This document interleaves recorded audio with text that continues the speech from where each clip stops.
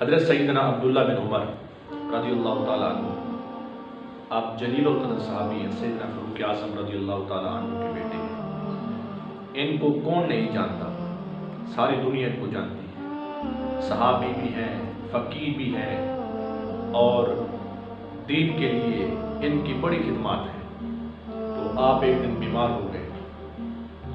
جب بیمار ہوئے تو گھر والے آپ کو کہتے تھے عبداللہ کوئی چیز کھا لو، تو آپ کسی کے کہنے پہ کوئی چیز بھی نہ کھاتے۔ بار بار گھر والے کہتے کوئی چیز کھا لو کوئی چیز، تو آپ کوئی چیز بھی نہ کھاتے۔ تو آپ کے غلام تھے، نافع ان کا نام تھا۔ ایک دن انہیں فرمانے لگے، فرمایا نافع ایسا کرو، اگر کہیں سے مچھلی ملتی ہے نا، مچھلی وہ خرید کے لاؤ، مچھلی کھانے کو میرا دل کرتا ہے، مچھلی کھانے کو میرا دل کرتا ہے۔ حضرت نافع آپ کے غلام تھے، تو یہ مدینہ طیبہ کے بازار میں گئے۔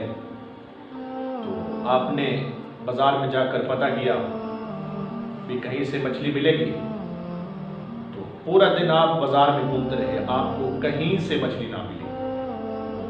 تو جب دوسرا دن آیا تو دوسرے دن بھی مچھلی نہ ملی، تیسرے دن بھی نہ ملی۔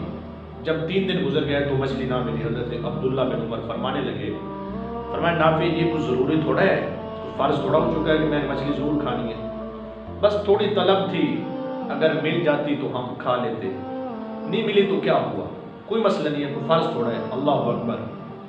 جب چوتھا دن آیا، حضرت نافع پھر گئے بازار میں، تو غلام تھے نا، غلام تو آپ سے محبت کرتے تھے، تو آپ صحابی رسول تھے، تو چوتھے دن جا کر مچھلی ملی۔ حضرت نافع مچھلی خرید کے 1.5 درہم کی مچھلی آ کر جناب والا سالن تیار کر کے جب آپ کے سامنے رکھی گئی وہ مچھلی کا سالن پکا ہوا، تو آپ توجہ فرمانا اس بات پر، جب مچھلی کا سالن آپ کے سامنے آیا تو آپ نے پہلا لقمہ توڑا، ابھی کھانے ہی والے تھے تو باہر سے دستک ہوئی، صدا لگائی کسی نے کہ میں بھوکا ہوں، مجھے اللہ کے نام پہ دے دو، میں بھوکا ہوں، مجھے اللہ کے نام پہ دے دو۔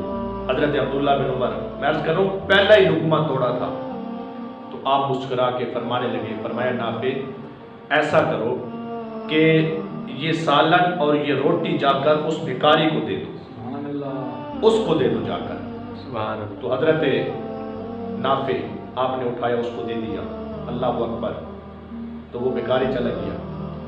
تو حضرت نافع آپ کے غلام تھے، کیونکہ اب اکثر اوقات ایسے ہوتا ہے کہ جو بھکاری بھیک مانگنے کے لیے آتے ہیں محلے میں، کسی بستی میں، تو اگر ان کو آٹا مل جائے تو جب بہت سارا آٹا کہیں پہ اکٹھا ہو جائے تو وہ جا کر کسی جگہ پہ بیچ دیتے، کسی دکان پہ، کسی چکی کے اوپر، یا کوئی سامان مل جائے تو جا کر اکثر اس کو بیچ دیتے ہیں۔ بیکاری نے مچھلی خریدی تو روانہ ہوا، تو جب وہ 3-4 گلیاں آگے چلا گیا تو حضرت نافع بھاگ کے گئے، کہا حضرت آپ نے یہ جو مچھلی لی ہے آپ کھاؤ گے یا اس کو بیچو گے؟ تو اس نے کہا اگر بک گئی تو بیچ دوں گا، اگر نہ بکی تو کھا لوں گا۔ حضرت نافع فرمانے لگے، فرمایا ایسا کرو، میں اس کو 1.5 درہم کا لایا تھا، تم ایسا کرو مجھ سے 2 درہم لے لو، اب یہ سالن پک چکا ہے، اس سالن کو کون تم سے خریدے گا؟ کسی نے نہیں خریدنا، تم ایسا کرو مجھ سے 2 درہم لے لو۔ اور عبداللہ بن عمر رضی اللہ تعالیٰ عنہ، ان کی بڑی طلب تھی، میں جا کر اپنے آقا کو پیش کروں گا، وہ کھائیں گے۔ اس نے کہا مجھے کیا اعتراض ہے، آپ 2 درہم دے دیں۔ 2 درہم کی مچھلی خرید کے تو حضرت عبداللہ بن عمر کے سامنے آپ کے غلام لائے، تو آپ نے دیکھا، فرمانے لگے اب یہ کہاں سے آ گئی ہے، اب یہ مچھلی کہاں سے آ گئی ہے؟ تو حضرت نافع رضی اللہ تعالیٰ عنہ عرض کرنے لگے کہ اے عبداللہ بن عمر، حضور میں یہ مچھلی فقیر سے 2 درہم کی خرید کے لایا، آپ نے اسے اللہ کے نام پہ دیا تھا، اس نے بیچنی تھی، تو میں آپ کے لیے اس سے 2 درہم کی خرید کے آیا ہوں، تو آپ قبول فرمائیں۔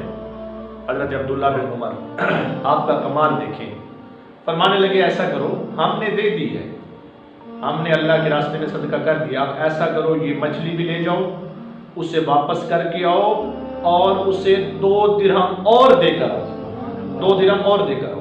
اللہ اکبر کہتے ہیں میں گیا، میں آپ کا غلام تھا، میں جناب والا آپ کا حکم ٹال تو نہیں سکتا تھا، میں گیا، وہ مچھلی بھی دے دی اسے، وہ 2 درہم اور بھی دے دیے۔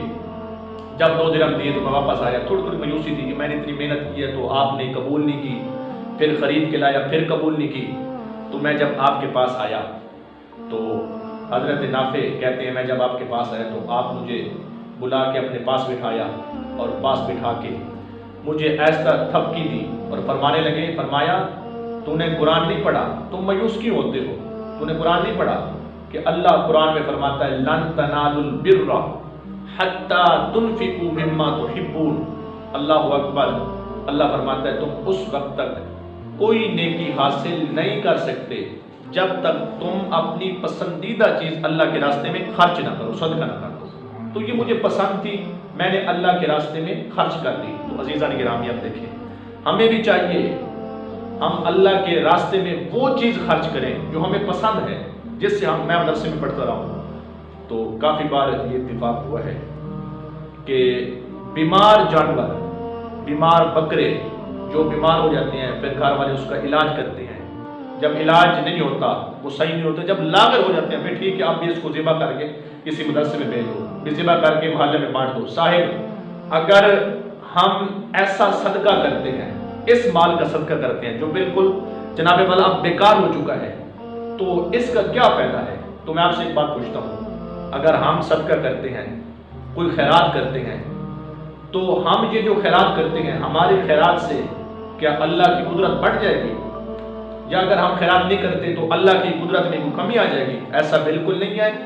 تو اللہ رب العزت کے راستے میں وہ مال خرچ کریں جس مال سے آپ محبت کرتے ہیں، جو مال آپ کو پسند ہے۔ اور اللہ فرماتا ہے نا لن تنالوا البر حتى تنفقوا مما تحبون وما تنفقوا من شيء فإن الله به عليم۔ پاک مال، ستھرا مال، حلال مال، جس مال سے آپ محبت کرتے ہیں اللہ کے راستے میں وہ خرچ کریں۔ اللہ ہم سب کو اس درس پر صحیح عمل کرنے کی